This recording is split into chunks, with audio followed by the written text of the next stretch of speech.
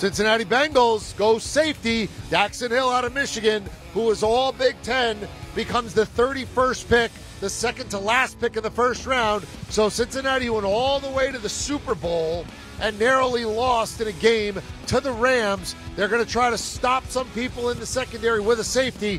What do we think of Daxton Hill? Let's go with our guy who played in the secondary in this division for the Pittsburgh Steelers, Bryant McFadden. He is a more athletic Tyrann Mathieu, but not as instinctive. The knowledge that Tyrann Mathieu had coming into the league clearly was well documented. Daxton has some of the same skill sets, but he's faster. And this is a huge move for Cincinnati because remember, Jesse Bates is under the franchise tag, if I'm not mistaken, hasn't signed a long-term deal, so maybe this is a move to find his replacement at some point in time. But I like what they're doing because in their division, you better have athletic safeties that can cover pass catchers, but also be a nuisance to these athletic quarterbacks, they will see in the division. When you look at Lamar Jackson, we look at Deshaun Watson, and oh, by the way, Mitchell Trubisky with the Pittsburgh Steelers. Yeah, and they have contract issues you mentioned with the safeties. Not only is Bates in the franchise tag, Von Bell's coming up at the end of his deals too. So they need to get a guy that can plug in there for the long term. Here's the other thing. He can also play corner.